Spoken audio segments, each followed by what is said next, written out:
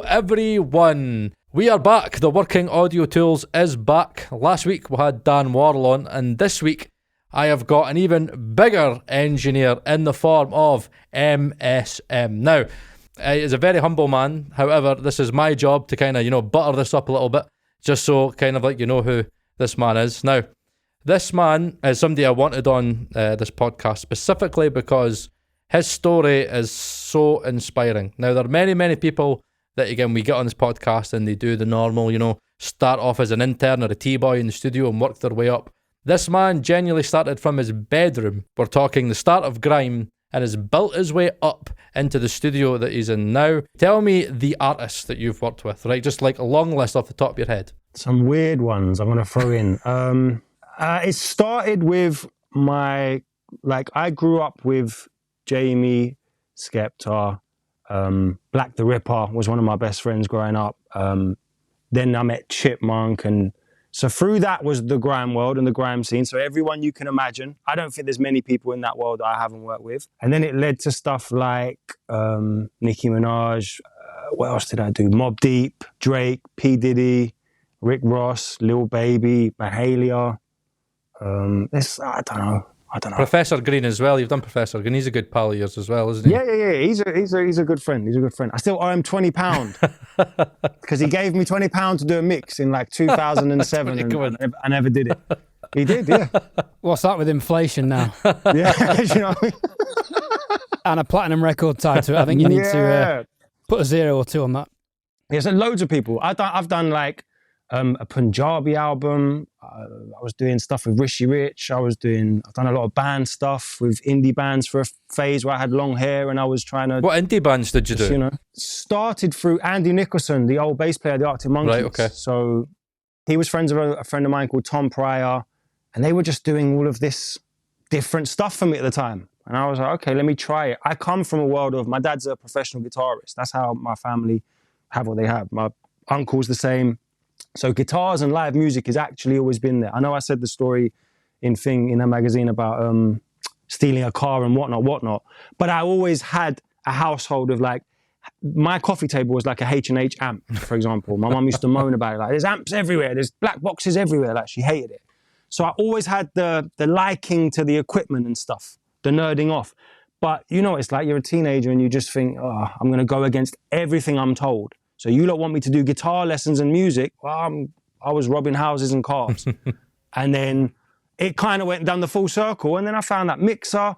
Anyway, I always wanted to do guitar-based music at some point because of that with my dad. I was like, okay, I'm going to find the way to do it, basically. And Andy was it. Andy, I was like, oh my God, shit, you're Andy Nicholson for the Arctic Monkeys. And then he just said, yeah, you're good.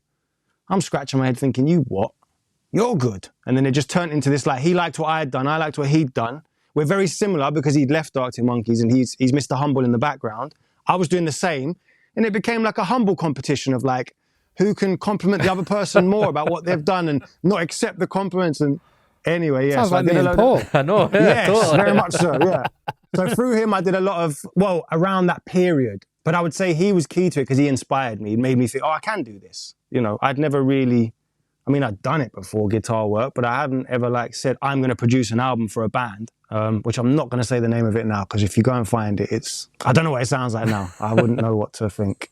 This is like 12, 13 years ago. Now, what interests me is like how you managed to go genuinely from like Skepta in your bedroom to like where you are now. Now, I know there's an interesting story that we were talking about. Now, where was it in America that you went to again? Because you had your studio and... You left everything, like you sold everything to go to America and to... There's more, so before that, I would say, think of it as the bedroom side of life. I was 14, right, something like that.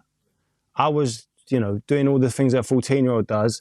I had decks, like I was DJing a little bit. My dad was making music live, and we used to go studio with him sometimes. He had friends that were in that world, but I wasn't ever going to take it seriously. Fast forward to the thing with the car, and I ended up with this big Soundcraft mixer. There's it's like chapters. So the first chapter was the Soundcraft mixer at home. Then we got a commercial studio And I think it was Wiley that made me do it. He got tired of arguing with my mum about smoking weed and just being in the house and humans, basically. My mum was like, British you problems. can't keep doing this. There's 30 people standing outside the front door waiting to come and record a verse. Like, we look like we're selling drugs. Yeah. And the area is just going, what is going on? Like, so Wiley says, look, we need to get you out of here. You're good. This must be around 2004-05. So I'm about 2 years in. And I was like, okay, how get a studio? Found somewhere, rented it out, and I must have been about, I don't remember, 17 or 16, something around that age. That only lasted like 6 months, and then MTV did an article on JME at the time, who was a friend of mine and was coming up, like he was blowing up on the underground. And the show was called About to Blow. But at the beginning of the show, they're outside our studio and they've kind of like filmed how you get in, you know, the little sped up shot of like, hey, welcome to my studio. And then they've sped up to my room. That room, because it's now on MTV and everyone's a bit, you know, young and dumb, and I'm still robbing houses at this point in my life. I was still like, if somebody said there was things in there, I was just, I don't know what was wrong with me. Anyway. Is this the studio that got robbed? Yeah. So then I just turned around one day and I just see 15 guys with screen masks on. Wow. And then you can figure the rest out. So after that happened, I was like, I knew who it was and everything, but I had decisions to make. I was like, all right, okay, cool. What are we going to do? The young me's thinking, let's go and do the worst. But I've also got Wiley and Jamie like, no, come on. Like, we're just about making some progress here. I remember Jamie and my dad went to Digital Village in Barnet and just rebought me a studio. Like, they felt like we just have to give him something just to pick up the pieces. It wasn't anything crazy. It was like a Focusrite Voice Master Pro, a Rode NT1, and I think like a Mackie controller just because it had moving faders or something silly. It wasn't anything crazy. Set that back up, and then within maybe 2 months of making that decision of going back to working from home at this point, so I've gone back to my mum's, Wiley brings me Chipmunk and says, you need to work with this kid. He's going to be sick. Trust me, I'll pay for everything. He didn't pay for shit. He just told me that. And then I just inherited Chipmunk. And from there, I'd say within a year and a half, I had a #1 song. I know. What was that song? What was the hit again? Because I'm trying to think from the top. That was Oopsie Daisy. That was it, Oopsie Daisy. But in the year and a half, there'd been singles that were like, oh my God, I'm meeting the labels now. And I'm no longer just working with my friends in the grime world that we all know. And also bearing in mind, we felt that there was a glass ceiling above our heads anyway at the time. So I don't know that that's ever going to go anywhere. I'm just looking at, oh shit, what I want to do, which is not be I don't want to be a rapper. I don't want to be a beat maker or none of these things. I want to be in the industry and do studio work. The way in, I'm now seeing, oh, Sony want to talk to me. This label want to talk to me. I'm having the A&Rs come to my house, taking their shoes off and coming upstairs in the bedroom studio. And I'm like, something's really going on here. So I've left the concept of getting those guys back for robbing the studio now. Now I'm like, we need to focus. So the #1 happened, but I didn't make no money, nothing. Bollock all. Like, I charged Chip, if I'm honest, £75 a song for that whole album. Which actually was probably like a half decent rate, was it? Or at the time? It's like, no, nah, don't. I just didn't know the business. This is what, so the side of it that we're talking about when we say like, oh, he's come up this way and he didn't do the intern. I had nobody to tell me what a mix should be. I had nobody to explain to me when the difference of a mix and a master was. Because up until that Oopsie Daisy, everything I'd recorded, mixed, mastered, put out, and I didn't know they were even separate processes. All it was is, like Jamie puts it, we were just more bored than most kids. So it was like, I'm more bored than you, I'm going to just figure this out. So we'd go out in the daytime, whatever. Jamie would come, maybe record a verse, leave. I'd go out in the evening, smoke weed with all my friends, come home, put my headphones on. Everyone's asleep in my house. I'm up till 4 a.m. just learning what an EQ does and how it makes his voice sound good. The next day I say, come round, I've finished the song. We didn't know there was even processes. So when this Chip situation happens and all of a sudden there's a #1, I wasn't mixing those songs. They took it away from me and gave it to Spike Stent, who's now a fucking friend of mine. The world is weird. I had recorded it, did all the vocal production. They called me into the mix sessions because Chip was like, look, I can't leave M out of it. He still needs to have his input. Oh, good luck. But that was still a period in time where you had, the mix for them was, you guys have done the rough. We're going to book an A room for the day with a console. It was still console mixing. By about 6, 7 p.m. every day, we were printing the mix. Right. You probably had an hour to come in and make your changes and make your notes. And we didn't know no better. Chip would come in, meet me there. I'd been there since the morning. He'd say, I want to turn the background vocals up. Em, what do you think? And it's not like it was now where we're listening to the rough. We're doing this all off memory. Yeah. We're just listening to this new version of the song going, because we don't even know we can compare to the rough.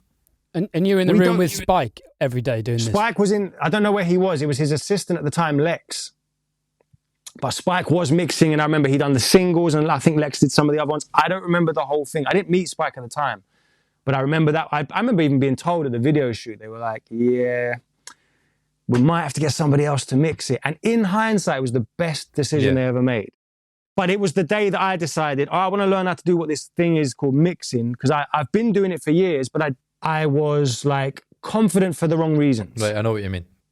I was in there with my mates. No one had ever told me you're not good enough. If I fucked up a vocal, Skepta does not really care because he's my friend and he'll just laugh at me and say, hey, man, that's shit. Like, and there's no pressure there. It's just like, okay, well, let's go outside and smoke a joint and talk about this later. No one cared. And then if I finished the song, they'd just go put it on radio the next day anyway. Because the aesthetic of it was a bit rough, sometimes there are songs that I've finished a rough mix. The next day I come back to the studio, I found out it's been played out on like whatever radio station last night. I had no say. I didn't even know he was going to do that. That quick. Genuinely, But that quick of a turnaround. That's crazy. Mate, I learned on the job. I found out after the fact all the time. There's so much of my early work that I never got to say I mixed, but people said I did. Yeah. Because I was just in there. You better know how to record, edit, get it loud, and bounce it today. High as giraffe pussy as well, because there's 20 people in there smoking weed. You've got no choice. That's it. Give me and burn it on CD, please. We're going. Bye. When the Chip album happened, it was very similar. It was like, get in there, but dedicated to just mixing today. So we load up all the stems, make it sound like whatever. I didn't even know what he was doing. I was just watching, going, I like the look of this. This looks cool. Because it's not what I do. I'm just with plugins at home. He's got the real thing. So a part of what I was talking about earlier about my thing against like tricking people into thinking you need all this shit. It's because I fell for it. Yeah, I did the same. I thought you needed all that. Everyone does. So Chip would come in at the end of the day, approve the mix, off you go. It was done. The album goes out, does really well. I'm now in a place of like, I've got labels that are interested in working with me. I'm getting mixes sent to me. Streaky at the time ended up being my manager. Really? Because Streaky's a business. Oh yeah, he's an old friend of mine, but he mastered the album, the I Am album, because I went on Gear Sluts and just put an advert out. And I was like, guys, I need somebody to master this album. I didn't want to give it to Spike at the time. So I was trying to find somebody privately. Anyway, told the A&R, I want my guy to master it, Streaky. Turns out the A&R knew Streaky from years ago. So he's like, oh, that's fine, no problem. Streaky's like, oh, who's this?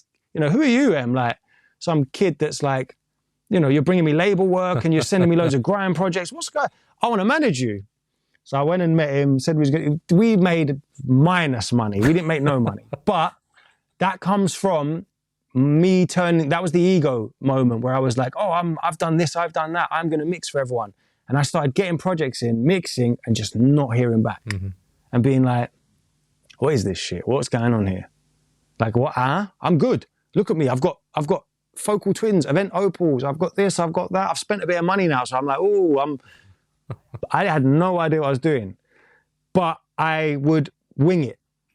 So I could go in a session with you from the beginning to the end and make it sound good. But if you sent me your parts and wanted it to sound better than what you did, I just didn't understand the process because I've always been in the room with the person from the very beginning to the very end. I'd never separated. Skepta and me, I don't think we've ever done a song where he sent me parts. I don't think that's ever happened once. Right. I've been in the room. That's why I get credited as exec producer, because I'm in with him making decisions as he's doing them. I'm like, I think we should try this. And what do you think about that? So up until that point, I didn't know you even separated the process. I knew mastering was separated. That's a massive, long story to get to the point of America. But very important. So America came because I met on Twitter, actually. Someone was following me who was the engineer for Justice League. And I was listening to them quite a lot at the time. And I was like, oh, okay, what are you doing following me? We got talking, we got on really well. And then it was just a case of like, I think wanting to see what it was like on the other side, because we'd always, in England, up around this point, which is 2010 we're talking about, we still hadn't had our music connecting. Yeah. We'd had people from our scene connecting, but not with the music that we'd been making. Even Chip's album, it was a pop album to an extent. compared to, he had the potential to always do it. Trust me, Chip is a melody guy. You'd be so surprised at the hooks and the harmonies and songs that it's him guiding the singers. And don't ever think that they're bringing him these finished songs and he's just rapping over them. Hell no. And he was like that from a kid. I remember just thinking, I want to just see what's going on over there. So we started to work together and it was like sharing projects. He would bring me some of the Justice League projects and I would help assist him on those. I was taking him to, at the time we was at Metropolis doing a lot of Skepta stuff. He would come in on the sessions there. Then when we went to the States, I just saw, I think the biggest thing I took from going there was, oh my God, they're all using the exact same shit we're using. We filmed that in LA, didn't we, Ed? From what I've seen a lot in LA is the DW Fern Pultecs. Like for what? Oh yeah. There was like the red ones. Like 4 studios we went in LA. It was like DW Fern Pultecs. I've got all of his Hazel rig stuff upstairs in my recording room. I stand by it's one of the most, I don't know what that guy's done. It's unbelievable. I haven't tried the big red boxes, the actual DW Fern stuff, but as far as I know, this is his technology. But yeah, he's amazing. And a lot of them had CL1Bs and just to stir the pot, Universal Audio stuff. I wasn't even saying with the hardware because I've got used to that now. Oh, there's a whole missing chapter, Britannia Row. I forgot totally. So in 2009-ish, I met a guy called Tony Matthews who used to work at Britannia Row. And I stand by this to this day, like, I've got to buy him a car or something because he just out of nowhere just took a liking to me and was like, I believe in you. And I was like, well, okay, who are you? He said, there was basically a friend of mine that was doing a session there. Was talking about me to him. Somehow we got in contact with each other. And he's rung his postman friend who used to be an engineer who has a pair of NS10s. And he's like, right, go meet this guy, pick up some NS10s. I was like, okay, went and picked up the NS10s. He's like, right, come and meet me. I went and met him. And I'm just like, why do you want to help me? He just took a liking to me. And then eventually, I lived in Enfield, like the northest point of London. Britannia Row was in like Wandsworth Bridge Road, the other side of London. Yeah, it was long. But he's like, come and meet me. I want to introduce you to the owner. So I went and met Jamie. And Jamie was just like, what's this all about? But Tony was like, look, you need to let him have the keys to this place. Like, you've got to let him in. I was thinking, am I going to get a job in a commercial facility? I don't want one if that's what we're doing, yeah? It's not what I'm here for.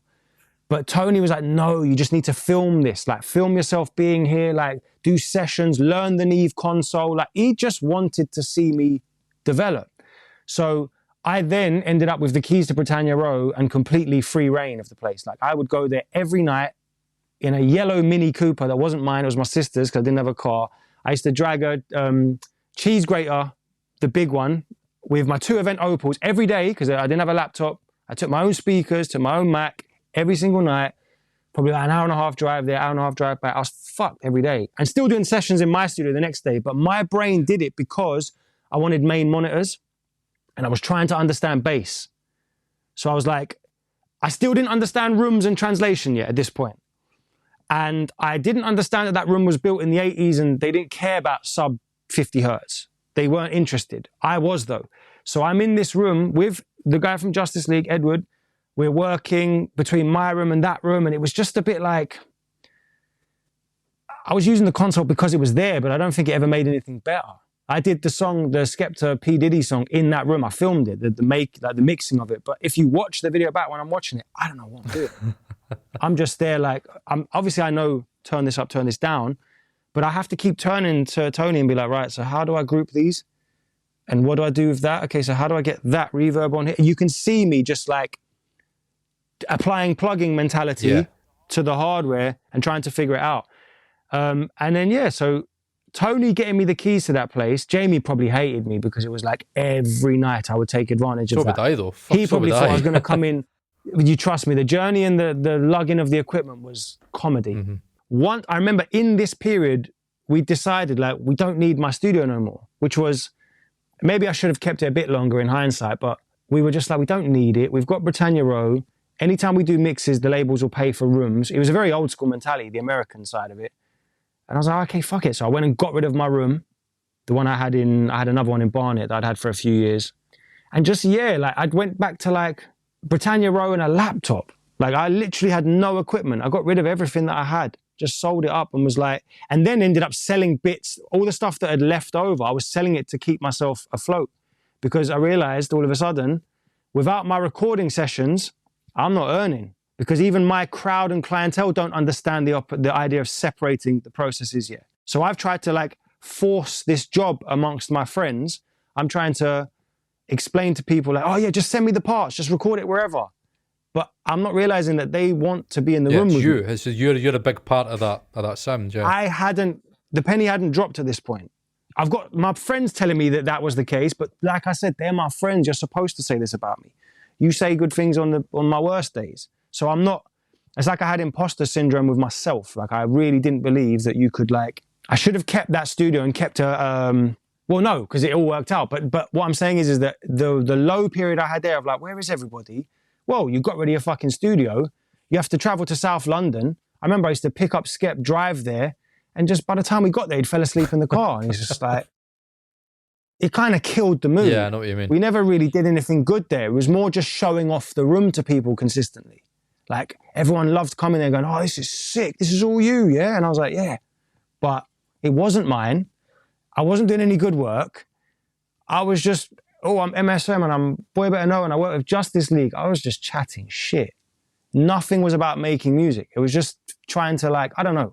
Which is actually interesting, because in a conversation that we had last week, that's kind of almost a little bit what YouTube has turned into a little bit. You know what I mean? What do you mean? Is all about, you know, like a lot of YouTube it's all about eyeballs. It's all about, look at me, look at this, look at this, look at this. It's probably why I've struggled so much. It's why I struggled so much with the concept of it. I've been asked to do it for years. I've been told for years to do it. If to be a successful engineer this day and age, you have to be on camera screaming it and telling everyone that you're this and you're that, I'm not sure I want to do it. That's the truth. It's not my character. I don't really care enough about that stuff. I literally care about Nyquist and bloody turning this on and off and blind testing people. And to touch on the Britannia Row thing, just the last thing was, that was where I learned to listen. So Britannia Row and America, Edward didn't teach me, or Justice League didn't teach me anything like, do this with an EQ, because I knew all of that. What they would do is just like, can you hear the difference? Is it better or not? And silly things like sitting at the console at Britannia Row, and we would just put the speakers up, and we had one of those little, you know, I don't know what they're called, where the screen can just like come in and out. It's like on the little mount. So we would just stand there behind the console and move the screen behind the speakers in front, but with your eyes closed. And you could pick it up every time. You're like, oh shit, center image is all gone. Like that moment to me was like, oh, I didn't even know there was one of those things, because I've always had shit between my speakers. Holy hell. These were the things I was learning. The same in the States when we were over there and was in Tree Sound Studios, and the guy who owned it at the time, one of the engineers there was like, this is where the room's accurate. And I was like, what do you mean by that? This is where the room's accurate. So I didn't care that they had a Pultec, couldn't give a shit. I cared that they were using Waves RVox and talking about how the room sounds. And I'm like, I've got RVox and I've got a room, but I don't know how it sounds. Like, what's going on? So that became like me starting this thing I told you last week, which is my theory on all of this is all fun. This is all fun. I do this because I'm a nerd. I buy this stuff because I liked it as a kid. I've definitely got some form of ADHD that needs to be like fed with things. Otherwise I'm just bored and I'll just go do something else. So that's how this has happened. But the reality is, from the computer, the 1 and the 0, to your eardrum, everything's a filter in the middle.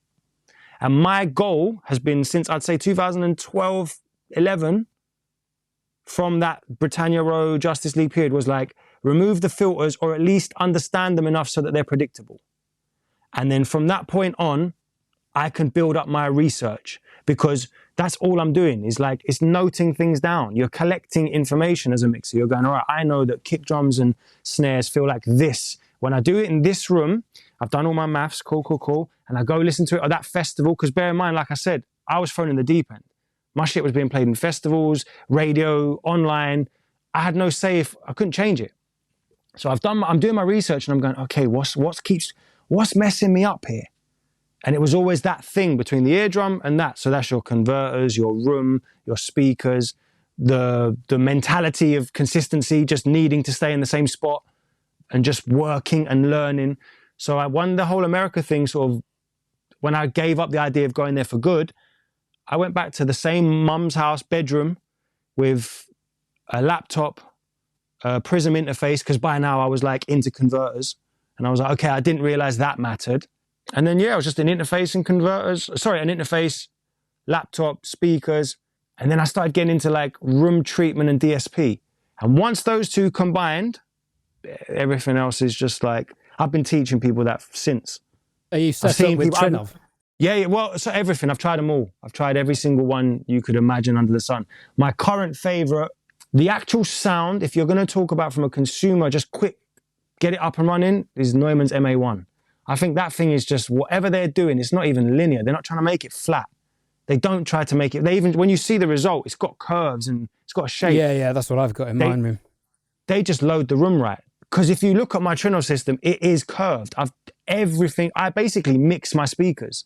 So I listen to my references that I know inside out, and I EQ every pair of speakers individually until they feel like they're supposed to feel in my room.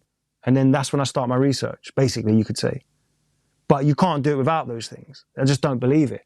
I have friends that are like super acousticians, like the best in the world. We argue about this stuff. Not argue, but we're like, DSP sounds shit. And I'm like, okay, but we can't all have your rooms. Like, we have to have a point where, I would love one of your rooms. And funny enough, he's like, I wouldn't even sell you one of them because you don't need it. You don't need it. And so then I'm like, well, what? So yeah, I'm room treatment as much as you can, positioning. Oh my God, I've spent countless days in here with just speakers, moving it inch, measure. Yeah. There's that guy, Carl Tatz, and he's got that room mode calculator. I started with that. And so you just put in the measurements of the room, height, whatever, and it will give you these lobes basically, and you can pinpoint where there's going to be nulls, and he shows you them left to right, up, down, front to back in the room. So once you follow that, that was like the first thing me going, oh, okay. Obviously he doesn't know what the rooms are made of, but like it seems to have worked. And I found a position that really did work. And then I started, getting into like isolators and floating speakers. And it became a thing of like, well, how far down the rabbit hole can we go with this digital computer file to my eardrum thing? I almost took it to an audiophile mentality. I never got into the cables. Like I tried them, but I didn't care. I was like, okay, I've got £30,000 worth of cables as it is. I don't want to make it 130,000 just because you branded it. I'm all right. I'm fine.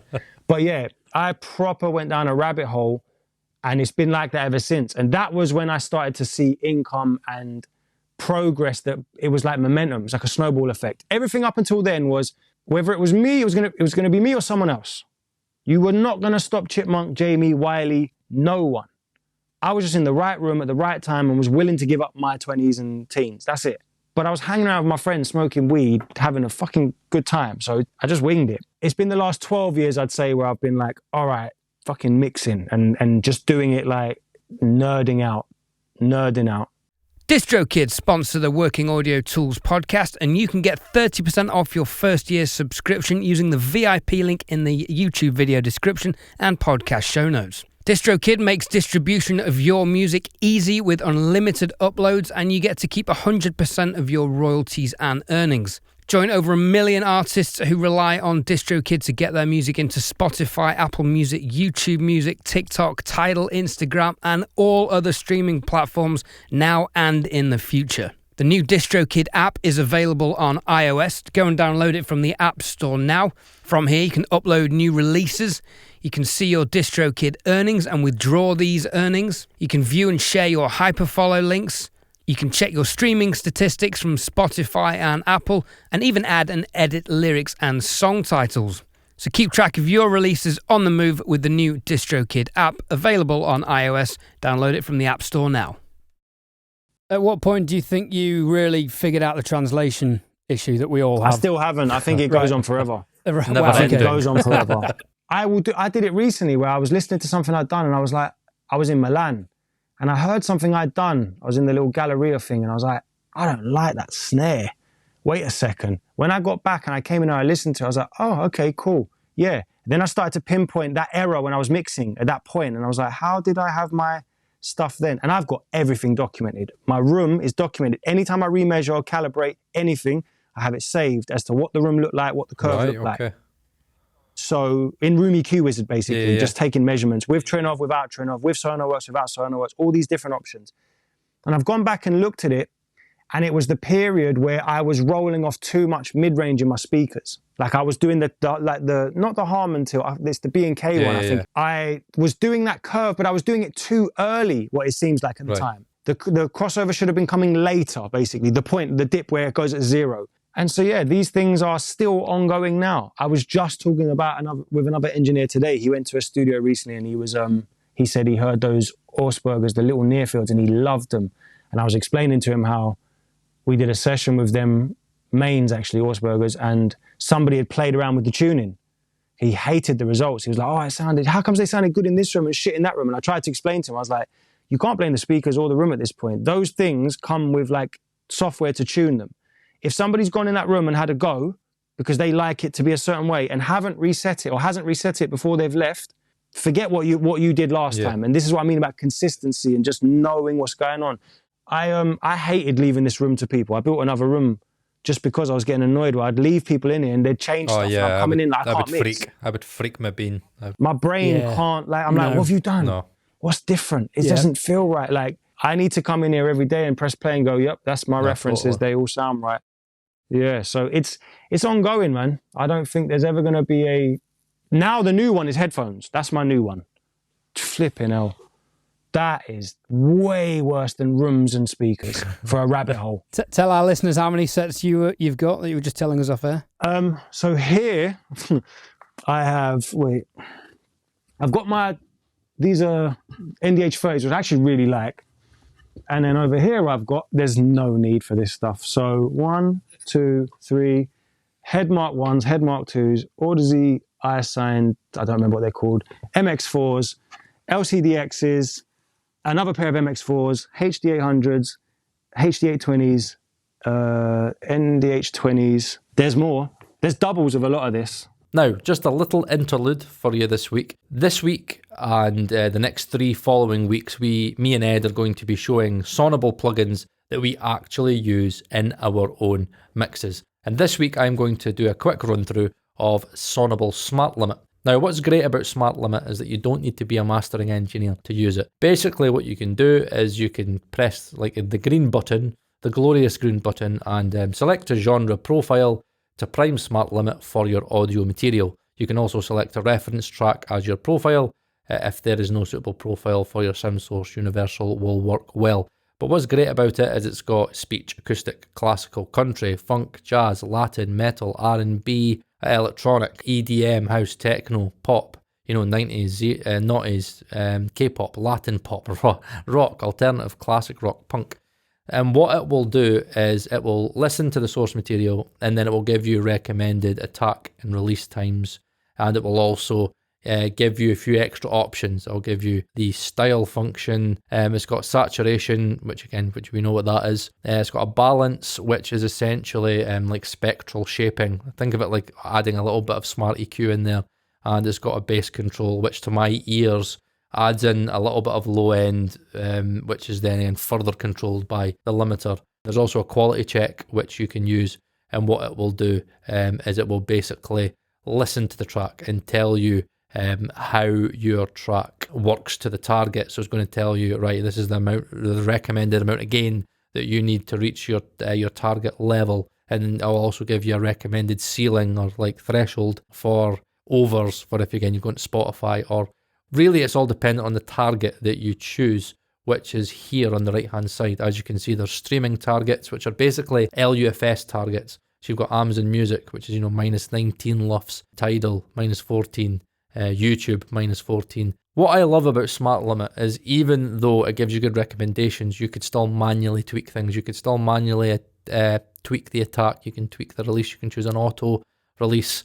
And what I also love about it is this channel link feature. And I think that's why mixes sound a lot more open when I use Smart Limit. Essentially, if you put it under 100%, then what it will do is it will start to make the left and right channel be processed independently, which, if you don't know what happens when you process left and right differently, is that will then go into your side signal, which can theoretically then give you more width. And I think that's a lot of the times what I hear when I'm listening to Smart Limit. And the channel link it's a little bit of a secret sauce, I would say. And what I love about Smart Limit is that you don't even need to think about it because, again, you've got your learn button and it'll kind of give you what it thinks is like kind of genre specific for like channel linking. So it does it all for you, but again, can be tweaked. Now, my favorite feature is definitely the constant gain setting, which allows you to not be biased by loudness when you're doing your limiting. Obviously, when you think about when you limit, what you're doing, you're raising the gain all the time.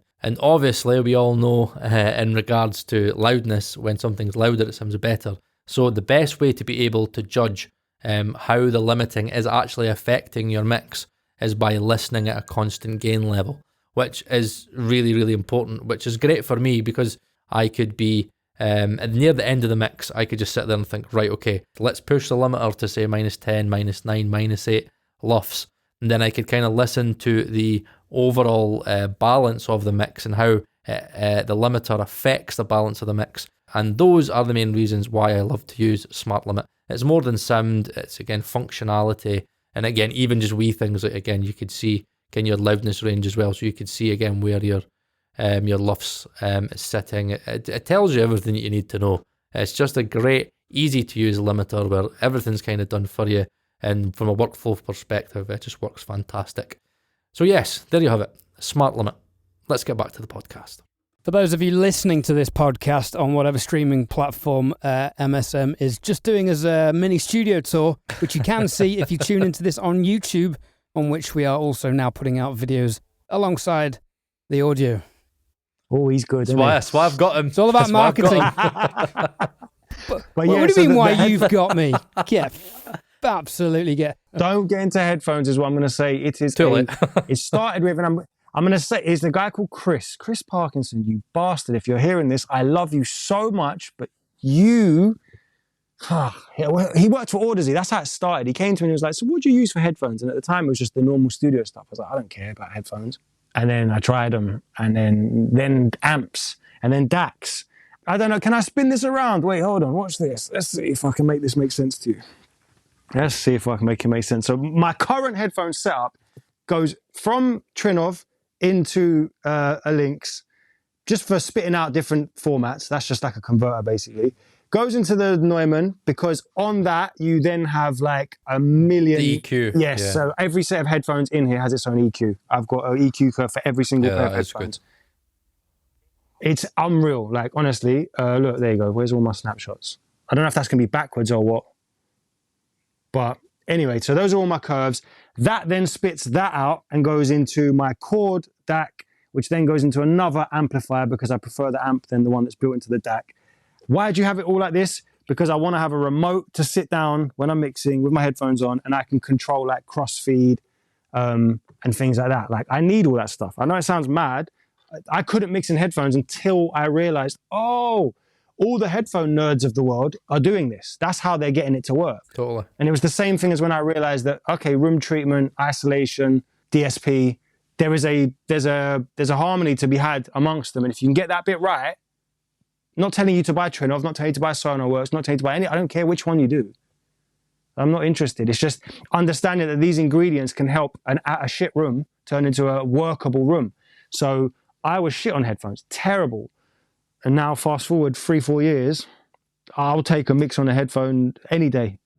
And it's definitely becoming more of a thing because, I mean, I do it, again, you know, my good friend Emma does it, and there's more and more engineers doing it because at the end of the day, like as you've said, like we're all kind of in a place where not everybody has, you know, the room space or again can afford the rent of a studio or again just has the money to be able to put into like properly treating the room. And then you get into the whole point of every room is perfect.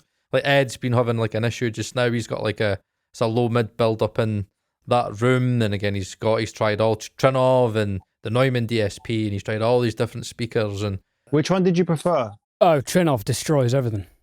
Really? Yeah. And I'll tell you what it is. With my Neumanns and I'm going to do content on this, but with Sonarworks, my listening area was about the size of my head. If I went out of that, it would fall apart quickly. What Neumanns are they? They were the 120s.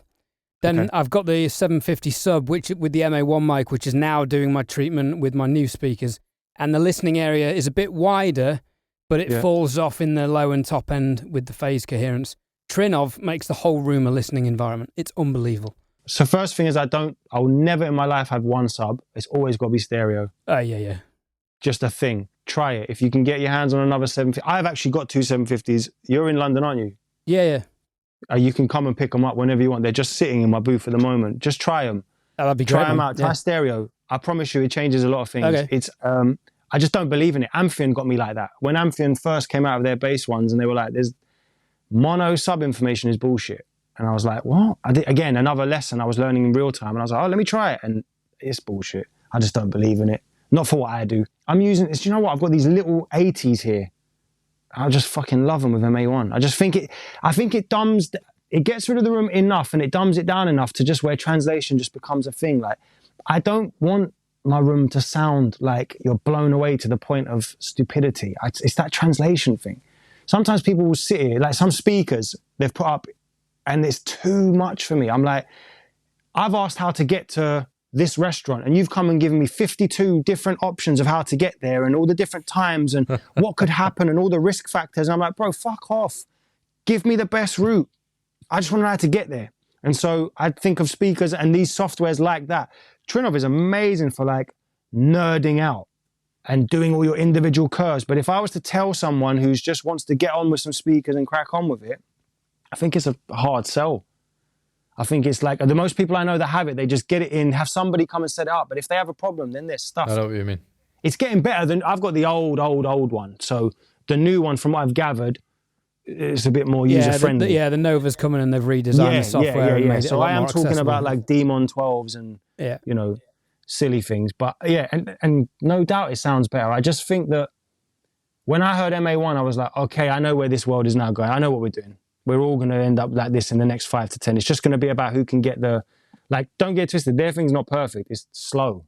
It takes too long to change things. And do you know what I mean? If you press realign, you're there waiting forever. And no one wants to run Ethernet cables all over the place. And there's limits to it all. But I'm using it here on the little speakers and I'm doing so much work on them. Yeah, the 80s are the Neumann's best speakers, I think, because they've not got the low mid problem that I had with them in my room, and they're designed to go with the sub. So they 70-80, they're pretty flat. These, I've got the 420s, but I've got the big bastard subs under them. The the 870s, I think they're called. Yeah, those were amazing, and then I stuck them on DMSDs, and they became double amazing. And I was like, oh, okay, this is just getting a bit weird and fun now. Like, strange things are happening. And yeah, so they don't have any DSP, those ones. I don't need anything on them. They just work in this room. And I have that in here. Like, the heads have got the DSP on them because their position's not ideal. It's just, that's all, they were only here. These big massive heads were just here initially just because people were blowing up my Amphions because they're passive.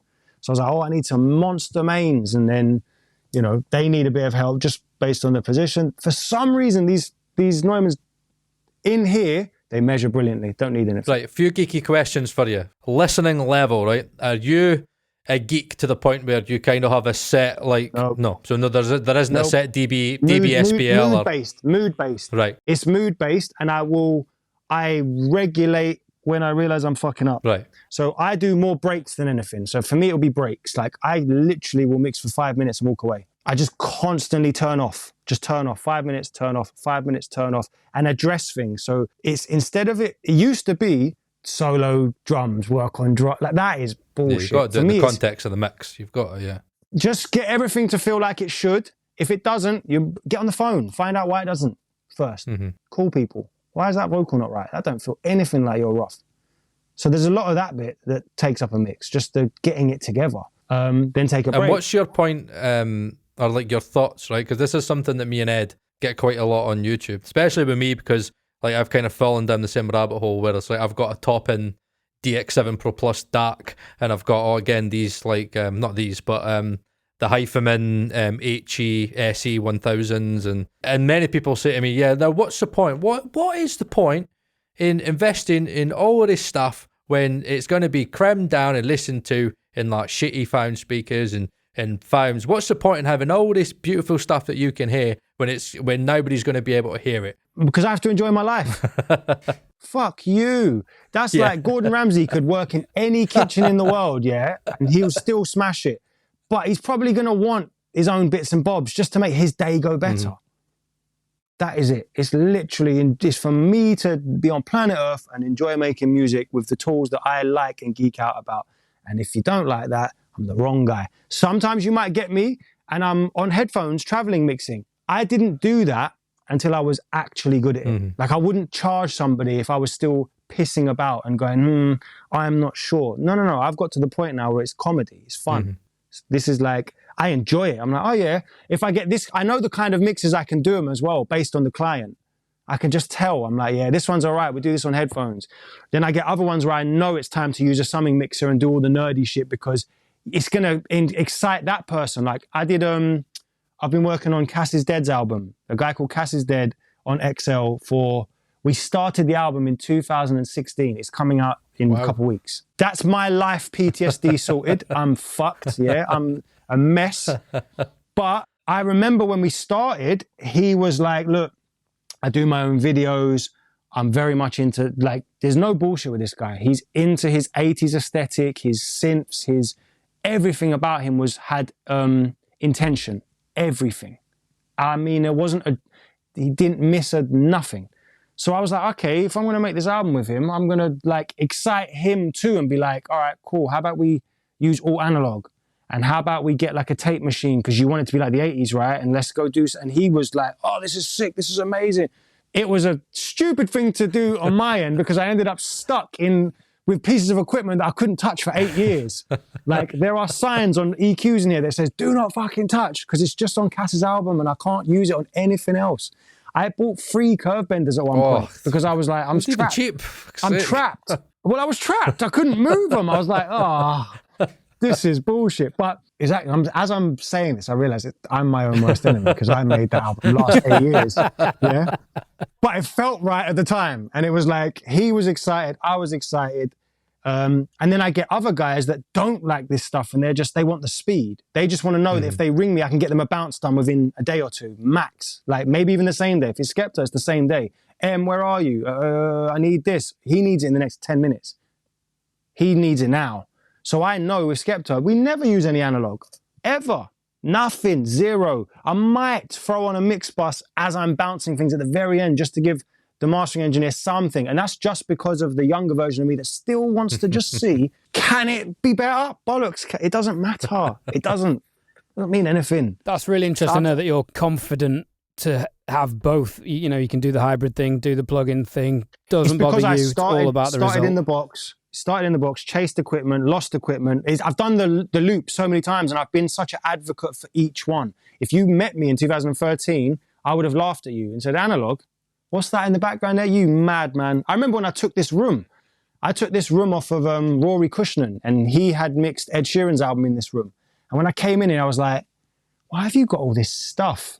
Fast forward 8 years or 9 years and sometimes he just messages me laughing at me. Like, look what happened to you. And I'm like, you got the bug. Yeah. You got fucked. But there's no, all I give a shit about is that thing I was saying about the filter from your computer to your ear, your intentions and your decision making. If you get that bit consistent, you can start to build up your learning. Your learning is the thing that's going to make you good. It's going to build up your taste. You cannot get better without that consistency. I see guys that walk around going to studio, traveling, thinking they're going to do a mix there. And I'm like, okay, you might get a couple bangers out of it. That's if the key of the song is in the part of the room where the root note isn't where there's a null. You don't know if there's a null in that room, do you? Mm-hmm. So good luck to you. Good luck to you. I've done that. I've done Britannia Road, amazing mixes. Then it's not there anymore, so I can talk shit about it. The room sounded like arse. It did. It wasn't good for subs at all. But if you got the song and it was like the root note was not in that dip around 80 to 100, it was fine. It was always going to slap. It was going to hit very hard. So you'd be confused. You're like, wait, but that mix was really good.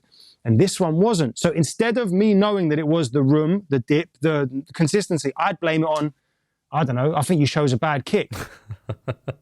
And we would be looking for the wrong problems. Like it was the chasing our tail. So even now, moving studio is such a big deal for me because I know that's the beginning of a new couple months of no working. You can't do no work. You've got to get back to where you can work. You can't charge people. I know engineers in the States when I was over there 2012 that were moving from analog to in the box and I was witnessing in real time they were falling apart.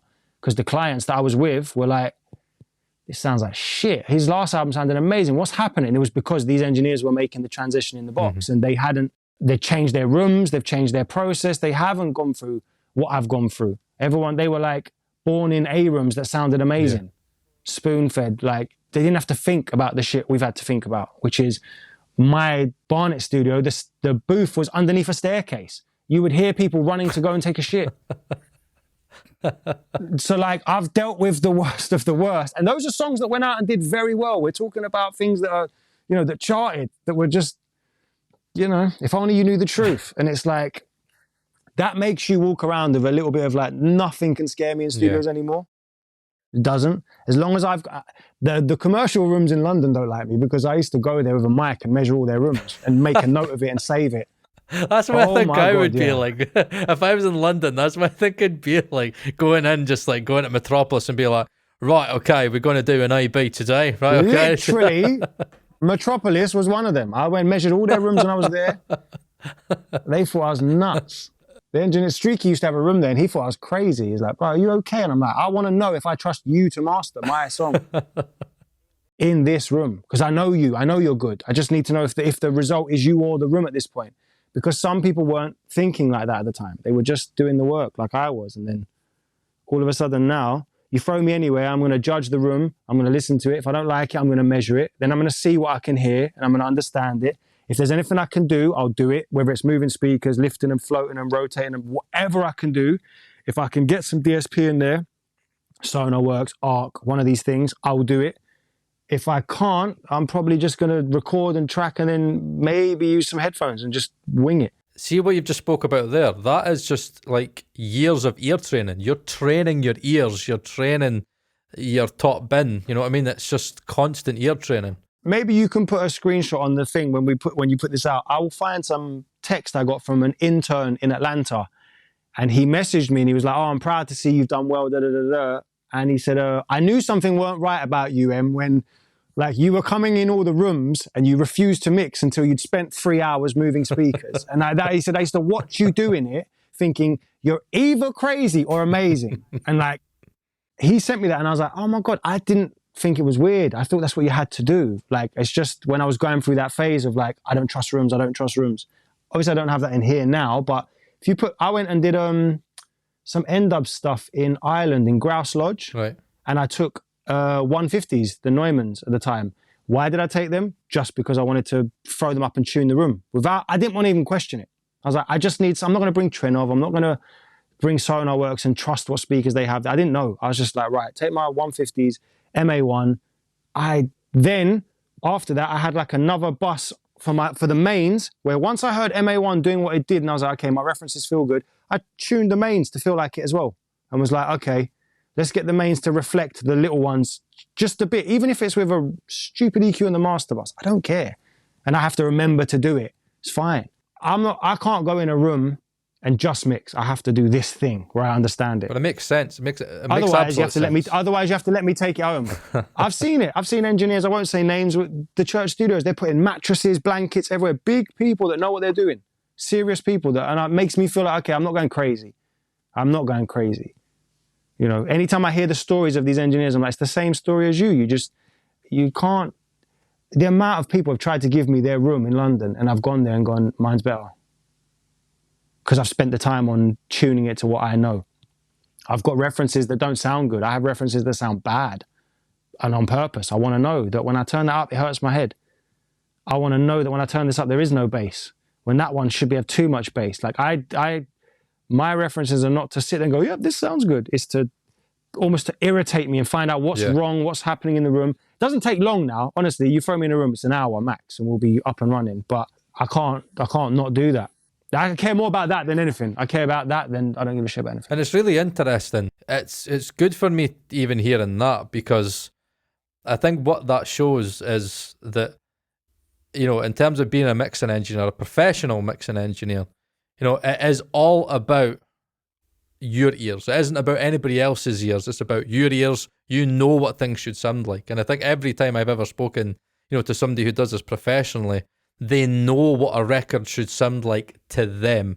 And many people have sat there and said to me, Paul, that takes years and years but probably I don't think a lot of them have the dedication that you do. Maybe they do, but it makes absolute sense why. I mean, even if you think about it, and it'd be like turning around to Lewis Hamilton and saying, right, just go and drive in that motor. He'd be like, but I don't know it, I don't understand it. You know what I mean? It's like everything in life. He'll give it a go. Yeah. He'll give it a go, and he'll probably do a lot better than most people. But And still beat everyone else.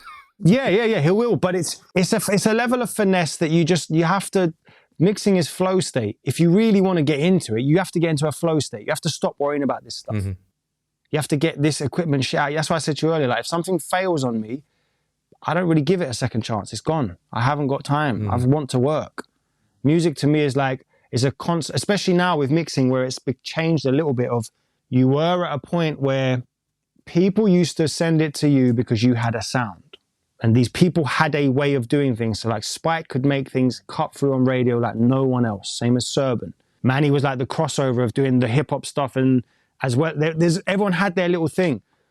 Not little, that sounds patronizing. But it's become now like it needs to be like the rough consistently. It's like the rough is the new guideline because everyone can buy a ticket to music. So anyone can make a song, and then you don't have the right to tell them their art is wrong anymore because they'll just say, well, I wanted it to sound like that. That has made things it's different now the way you do it. So constantly going between the rough and the main mix and trying to figure that out. If your room is adding a randomized number to that as well, and your converters are adding a randomized number to that as well, that is literally like an accountant having a broken calculator. It's like, I don't care what you do, mate, you're going to fuck something up. Somewhere, one number wrong, we're fucked. That's a great analogy. No. But I always said it, it's like, you're doing research. You're just always learning. What if I told you every day you did that research, I came and told you one of those pages is wrong and you don't know what one it is? Your research is going to make you go nuts. Yeah. You go crazy. So like making this where you understand it, then you can mix. Because then it becomes down to your taste and then you can get into the like, oh, how did I use that limiter? Or how did I use that EQ? Like, I don't really like a lot of these, like when they say things like, well, people ask me, like, what did you do on that vocal? And I'm like, I don't fucking know. I sat in the chair that I sit in every day and I tweaked it until it sounded good amongst all the other stuff in the song. And that is mixing, is it? That is like... But if you think that I sat there and said, well, every time I do that, I do this, and then you need to boost that. Oh, but you can't boost that there because, you know, you need to leave that 6 dB of headroom because the mastering engineer said it or some bullshit rule. I don't give a mate. I couldn't care less. Mastering engineers, you're getting limited mixes off me. Good luck. My job is to make the mastering engineer have nothing to do. That's what I'm trying to do. I want you to have absolutely jack shit to do. Joe Laporta has done a few things and he's rung me and said, this is basically just a transfer. Like, there's nothing to do on this. Good. That's what I want. Because I don't want it to change again. We've just spent fucking 4 revisions getting it exactly a certain way. Do you think they want it different now? Oh my God, you're going to give me anxiety. Great point. Anxiety, mate. So I don't like to credit myself as mastering, but I basically master as well. And always have. I just don't like to say it. I think it's, again, that's the ego thing. Mixed and mastered by, oh, shut up. Just make the song, man. Just fucking... I wish credits and all this stuff wasn't even a thing.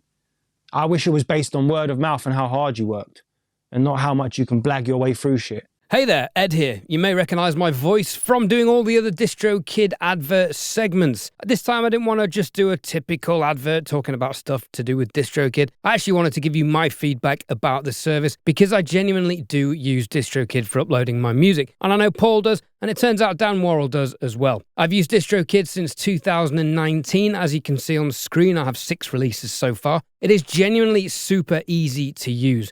The tracks get into Spotify within 24 hours, which is remarkable. Apple Music takes a little bit longer. I'd suggest giving that 10 to 14 days. The hyperfollow links are really useful for advanced promotion of your tracks. And the promo cards are really great visual aids for social media promotion. Ooh, I particularly like that one. DistroKid collect all the royalties from your streaming services.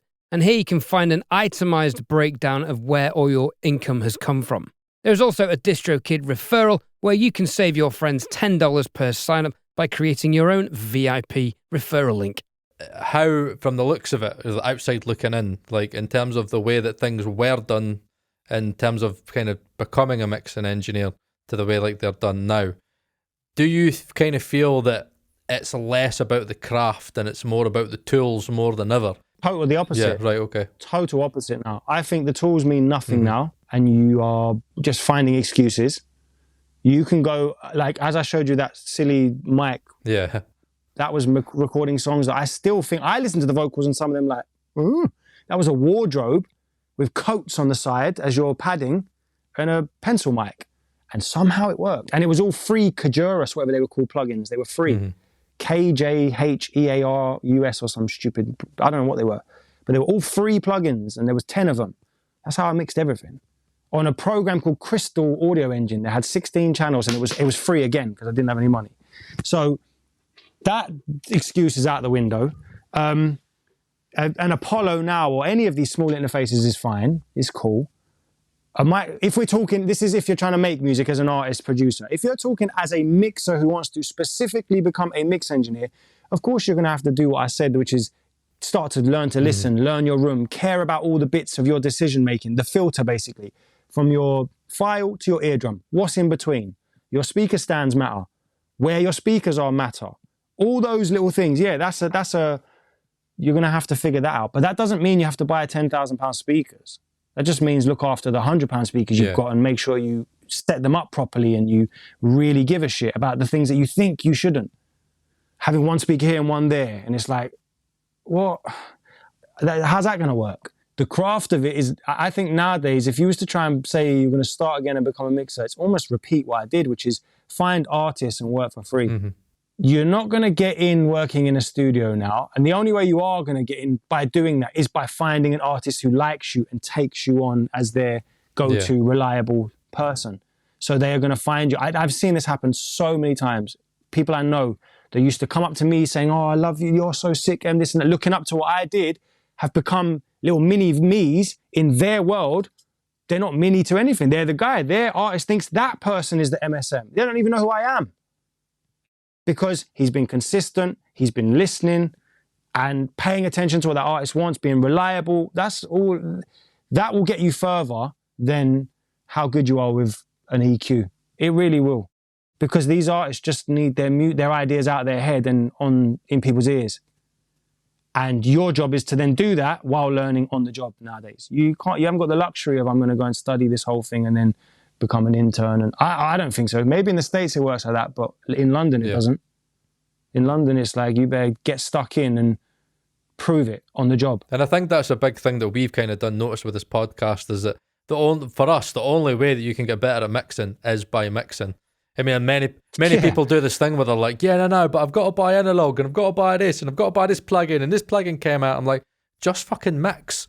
Just mix and I mix won't and buy mix a plugin unless it comes in on a session. My rule is I don't buy any plugins unless it comes in on a session. I can't. Because it's too easy to have friends, people like you two little devils, text me saying, oh, have you tried the new? Yeah, great. Fucking £180 later. I can't live like that. My friend Charlie Holmes, like he works a lot with Spike. Me and him, there was a period where it was just like, you have become an expense, not a friend.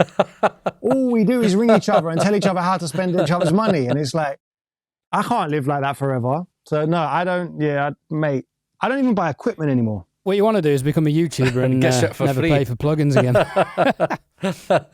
I don't know if I would ever do the YouTube thing. I don't know. I can talk shit for Britain, and that's what worries me. My concern is, from my perspective doing it, it's a graft in the wrong direction. I want to be mixing and recording. YouTube is a distraction. Yeah, that's a great point. At the moment, for other reasons we don't go into it. We don't need to go into it. At the moment, it's a temporary necessity while I transition a few things in life. But, I mean, I've learned a lot doing it. I met Paul doing it. I met all the Produce Like a Pro guys, went to LA. If your brain doesn't do what mine does, which just fucking, I'm a hater in some respects. I look at these things and I'm like, oh, I can't do that. Oh, those people are weird. Like, I can't. If you can get that turned off in your brain, bro, do it all. I wish I could, but I'm just wired a certain way. I'm just wired to be, I'm an introvert that wants to be in studio, but can be an extrovert, but in small doses. And that's me. You know. If I could, I would be in the studio all fucking day, every day, in my studio cave. It's not good though. It's not good. Honestly, it's so not good. So like when mixing has done that though. So there is that negative side to it, which is you do kind of, sometimes I have to remind myself, go to someone's show, jump on a tour with someone, Go and have some late night, like upstairs now, Chipmunk's doing a session. I'm going to go upstairs in a little while and have a drink and have a smoke. I don't even really drink and smoke, but I'm just going to entertain it to just keep the social side going as well, because mixing, you can isolate yourself. You could just be, no pun intended, we could just sit and be like, I can't talk right now, I'm mixing. I can't talk right now, I'm mixing. And it's like, bro, people want to come in studio. They want to record stuff. So recording has become, it's gone full circle again, where it's almost like there was a period where we were separating it all. Now I feel artists need a recording engineer. They need their person. Yeah. So there's that to look at and say, okay, maybe there is you finding an artist through this, what you're doing here. You might have to find one that you just believe in. I didn't know Skepta was going to blow up. But you took the, you got to take a chance. You got to take a chance. No, I didn't even take a chance. He's my friend. I can't get rid of these people. These are people that we're going, raving together. We're meeting up and doing everything. He just does music. I do music. We did music and here we are. But I know how important that stuff is to this, because if you do just, I'm in studio just mixing, eventually you'll have nothing to mix. Yeah, very true. Because where have you been? Getting involved. In your case, maybe it is YouTube that you have to do. Or maybe it will be, I don't know, going and doing some recording sessions, following somebody on tour and saying, I'll come and record you on your tour and just do this for you. Like, there's a million ways to do it, but it isn't just sitting down in front of our computers with Pro Tools open. It's not going to come to you there. This is good. I think this is sick what you're doing. Wish I could do it. So there's two questions we always ask guests, particularly the mix engineer guests. One, which I think you've answered, which is, how would you recommend, or what would you recommend younger people do to get in the business? But we've just spoken about 100%. Find an artist that you fuck with. Do what you have to do to get your money, as in get a job if you need to. I don't care. Make a deal with them to work for, I don't know, X amount per month or a certain amount of day, whatever. But align yourself with musicians. You are an engineer, unless you're making beats and writing music yourself, an engineer is there to serve the artists, to enable the artists. You're like a translator from technical to art. As soon as you forget that and you become this, like, it's about me, you forgot why they're going to love you. Good point. I tell this story to people quite a bit, and just to like make them realize that I'm not just making this theory up of mine. I've seen it. I can name a load of people. But when I was in Atlanta in Tree Sound, one day we'd slept in the studio till really late, and I said, we can't bother to go home. We're just going to stay overnight. So we stayed overnight. It's like 8 a.m. I'm not supposed to be there overnight. Someone's banging on the door, and it's like the side door around the back, and I've gone and opened it, and there's just a guy in the rain. He's like, I'm here for my job interview or some shit. And I was like, I don't work here. I'm just an engineer from London in Atlanta. What the fuck? Come in. He could have been robbing the place, whatever. Turns out he gets a job there and he starts working there. He drove down from Carolina or something. He was cool. He was a good guy. One day, he remembers this. He always reminds me. He says, I ate your chicken wings and you shouted at me. I don't remember shouting at anyone, but cool. He's got his intern story of how I was the big bad wolf, whatever. We kept in touch. And then one summer, years later, he'd stayed working in the studio. He came to London and he assisted me for like a couple of weeks in my studio here. It was a bit of a full circle moment. And I was like, this is sick. And his name's Cool Deep. I was like, I think he was in this like transition period where he was talking about maybe wanting to work here permanently because he had family here. And he was like, look, man, I don't mind like maybe moving here, maybe doing this, maybe doing that. And in the passing conversation, I'd brought up that he'd brought up that he'd been working on the Dreamville J. Cole project when he was in Atlanta, in Tree Sound. He'd worked on it. And he wanted some help with just like advice on the business side of it, crediting, and just like, how does it work if I've worked on this? And I was just talking to him, but in my head I was like, wait a second. You want to come and assist me in London mixing for people, but you're working on J. Cole's album. Oh, but I was just an assistant engineer or whatever. I'm paraphrasing as fuck, but like, I was like, wait a second. And I remember we parked up where I was dropping him off, and I was like, look, what's going on? Like, tell me the story. And he said, basically, when he was leaving, they'd swap numbers or something, and J. Cole noticed his area code and was like, oh, you're from Carolina, North Carolina, whatever. Turns out, Cool Deep's older brother was in the same school as J. Cole. They now clicked. Fast forward, J. Cole is now hired Cool Deep as his engineer. I'm not saying I didn't take no credit for this. That was going to happen regardless. But I knew at the time, I was telling him, go the fuck back and chase that situation. Don't care if you have to work for free. I don't give a shit. Well, if you two got on and the work went well, you should be over there following Success Leaves Clues, man. You don't need to be here. You don't need to be here. And like I said, fast forward, and now his job is that. He's in. He's working. He's in the industry working. He's found a job. I don't know what his current situation is, but that's been for the past few years. And there's so many of these people that I can name where an artist has met an engineer. The engineer hasn't let them down when needed. He took a liking to that. Now they work together. And then they come up off the fact that, oh, I was such and such as engineer. I was such and such as engineer. That is the quickest way to get real world knowledge. It's the quickest way to get your name out there because you don't even have to do the work. Someone's doing it for you. It just works hand in hand. It just might not be paid as well as you want at the beginning. Okay, what would you say to those people who think trying to find an artist and grow with them is kind of a 1 in a million shot in the dark? What are you talking about? I could keep naming people. Okay. I can keep doing it. I won't because this is people's business, but I can keep naming them. You're talking rubbish. You haven't gone and done it enough. Like Edward, Justice League, was getting on planes and sleeping on couches and doing anything he could to be around the right crowds. Me, the same thing, following Skepta around the world. Jamie, we're at every show, whatever we need to do. Studio, 4 a.m, finish, back in at 10 a.m. No problem. We're just going to do it. That's how it worked. Nobody ever came to me and said, oh, you did that P. Diddy mix. That was amazing. Let me give you my album. They don't care. And I think that's what's really I've kind of taken from that is the importance of, being able to create your own opportunities, and you're only going to create your own opportunities by going out there, networking, and like if you have to do stuff for free, then do stuff for free, and getting to a point where I think like you're gonna have to do stuff for free. Yeah, you're gonna have to, and I suppose I think that's something that I think many people struggle with is that they might do one good record and they think that they're going to make a career off that one big artist, but you're right, like who's going to really who listens to it could be a Beyonce track. Who's going to listen to that one Beyonce track and go, I wonder who mixed that Beyonce track? It's not going to happen. You know what I mean? You've got to create your own opportunities and speak to people and network. And it probably does happen in some capacity with A&Rs, maybe hearing things and going, I wonder who did that, maybe. But I just know that if there was somebody young now saying to me, look, I want to get into this, I would be literally telling them to be, even if it is go work in a studio, just do it for don't think you're going to be sitting there and people are going to be paying you thousands of pounds to mix songs. Yeah.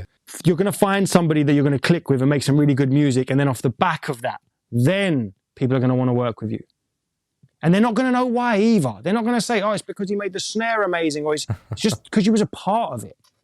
That's really what it comes down to. No one knows what I did on the songs that I've going to be credited on. You've got no idea if the rough was delivered to me 99% perfect. You don't know. You weren't there. It sounds like it's like an easy thing to say, like just go find an artist and blow up with them. But I think that's the way things are going. I don't think there's going to be a brand name engineer in the next 10 years. And do you think it's easier? Do you think it's easier with today's social media that people can just reach out and can just like hit somebody up and DM them and maybe strike up a bond with them? And Yes. I've done this is what I mean. If you build your name and brand up to the point where people can see that you're in love with it and that you're good at it and they like your work, they will work with you because they can reach out now. I did an album this year for someone like in Colombia. He just reached out to me online and was like, I don't know how he found me, don't know what. These things happen, and it's, how does he know? When I speak to him and I find out, oh yeah, you worked on this, you worked on that. But again, if I said to him, what did I do on that song? He doesn't know. Was there a single point when you knew you were ready and you were so confident in your abilities that even if you were getting rejected or mixes declined, you were just happy? And okay. No. I can't think of, because I still treat, like if I get given an album now, I'm still up against the new 24-year-old kid that wants my place. I'm up against you two, potentially, talking about Nyquist and all the new plugins I don't even know about. It boils down to, can you make it sound like the artist wants? How are you going to get, because the A&Rs know, maybe they'll have an input, but the artist is going to get the final say these days because the A&Rs can't be bothered. Not everyone can be bothered, let me rephrase. But then that means that at that point, you better understand artists and you better really understand them. I've sat in rooms, this is what I used to say, that I know how to not piss off a client because I've sat with people like Skep, Jamie, Wiley, Chip, where other engineers have wound them up. and they've come back and gone, oh man, that session was so shit, bro. Do you know what they were doing? They were trying to like listen to it, like, and then I would go, oh, okay, cool, don't do that. It's you learn a lot more from being friends and in the room than being the engineer that no one really cares about. I've been in situations where we're like in another country and we're maybe working with feature artists or just people from the area, and they've come in the studio and they've spoke to me a certain way.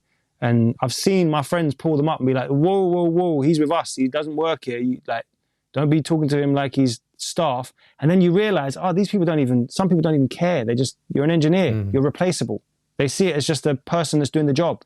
But it's owning that and being like, nah, sorry, I'm me, I'm M, and I'm sick wherever I go. I'm good at what I do. I'm confident. Even if I'm fucking up, I'll say sorry and I'll fix it. Like, I don't know how to explain it, but like, I just don't have it. You can't say anything bad about me because I'll probably say it before you do.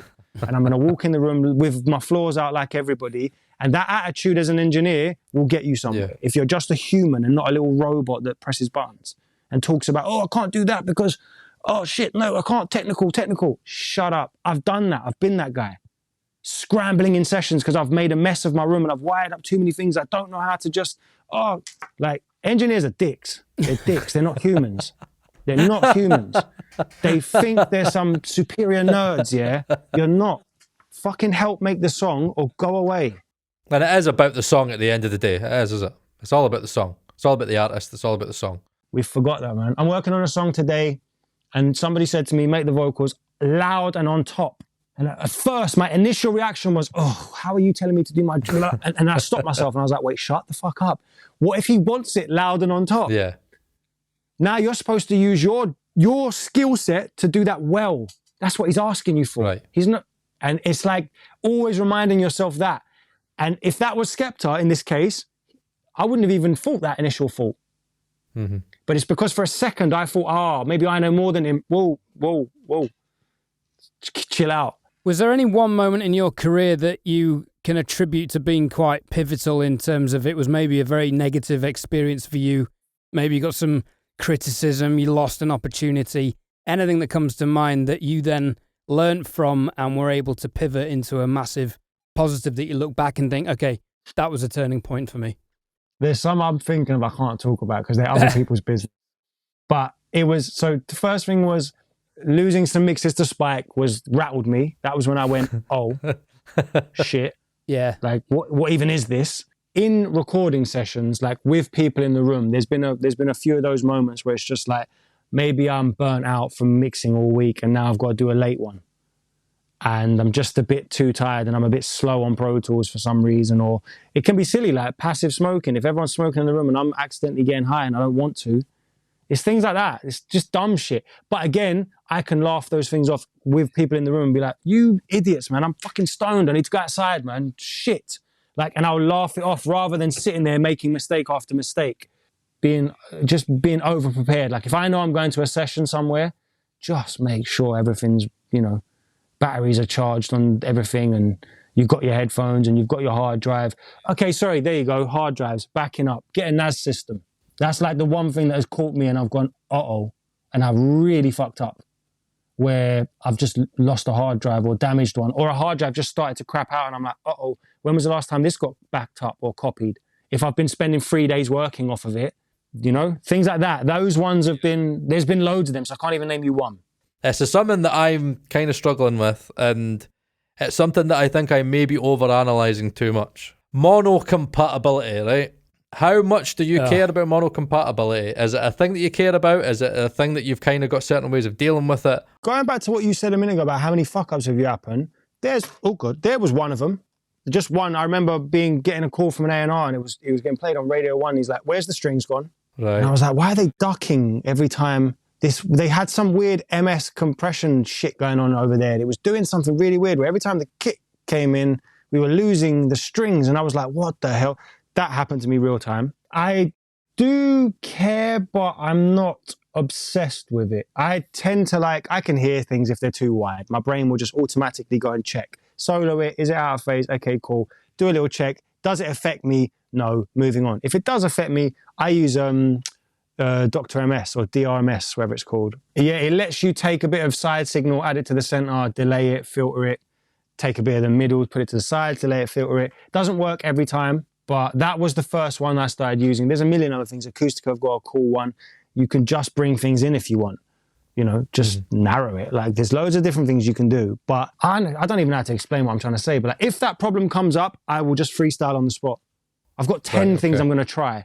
But I can't tell you should do these 10 things because probably only 4 of them are right out of the 10. They're in my head. And I just have to go through this process to figure it out. And I'm not like, as nerdy as I am and can keep up with everything, I'm not nerdy with why I did it. I'm looking at this session now. I have no idea why I'm doing some of the stuff in here. I'm over compressing things. I've got RX mouth declicker on a snare because it must have been doing something that I liked. Must be getting rid of something at the top that I just liked. God knows. But you'd look at that and the younger me would have overanalyzed that and gone, oh my God, look what he's doing. And so every snare I then got would have had RX 10 on it. That's the shit that I don't like to tell people why I did this or why I did that, because I know you're going to go and add it on everything and lose yourself. Yeah. And you probably haven't even got a good sounding room. So what you're doing is all wasted anyway. Like, I don't know. I'm useless at teaching people how to mix because I don't even know how to mix myself, I think. Probably going to say that's probably enough for us today, because I now want to go to London now, right? I want to continue this podcast episode and I want to take it to London and I want to go to London and I want you to fucking test the shit out of me, right? That's what I want you to do, and I want to like properly geek out. That's what we're going to do. Am I right in saying that when you did your test, when you was doing the converter test versus hardware, I can't remember, but am I right in saying you did do like a round trip, then compare the plug-in and hardware? The one I did was the Access Analog Lynx Aurora. I put it through an Audient and then I put it through the Lynx Aurora. And then I then did a null, and then I seen like what the actual transparency of the rim trip was. That's what I did. I'll do it to you like when we're here, but like if I'm going to compare a plugin to hardware, the plugin version has to go out of through the conversion process once as well for me to actually do a real test for you, if that makes sense. There's a million, I use the Lynx Aurora. I think that thing is ridiculous. But anyway, basically take two signs 18 and 19 and look at the intermodulation distortion between all these things. Like, test that versus your Audient or your it's not just running things in and out. It's when things start working together as music that I find converters will do something that... We'll do converter testing here when you're ready, trust me. I have let's do it. More converters than anyone needs in any room. Clocks and stuff as well. Like, just wait till you start hearing the Antelope clocks as well. And great. On that bombshell, Ed, I'm going to say it this week. On that bombshell, I think it is the perfect time to let him, let his hair down, go upstairs, make some music, let your hair down. But honestly, man, I think this episode alone is just full of absolute gold. I think, what you've shared is really, really, really important. And people need to hear it. People need to hear the importance of, the psychological part of mixing and how important it is to, focus on the artist and how you get on with the artist and the relationships that you have with the artist. And okay, there's technical aspects of it, but there's emotional. Yeah, there's a huge, almost emotional part of it that comes. It's why I said to you when we spoke last week about let's do this conversation now and we'll do a technical one. We will do one. I will out-tech whoever you want. It's fine. It's fine. Yeah, Ed, I'll let you finish, right? Because you forced me to do the intro, right? So you're ending this, right? You volunteered. End it. Fucking lie. End it. Ladies and gentlemen, we've been the Working Audio Tools. A huge thanks to MSM Engineer for coming on and spilling the beans, giving us some real insights and inspiration there. Don't forget, you can get 30% off your DistroKid subscription using the link in the show notes or the YouTube video description. Find us anywhere. There'll be all sorts of links in both show notes and description again. It's been emotional. I really enjoyed that, gents. Thank you very much. See you on the next one. Bye-bye.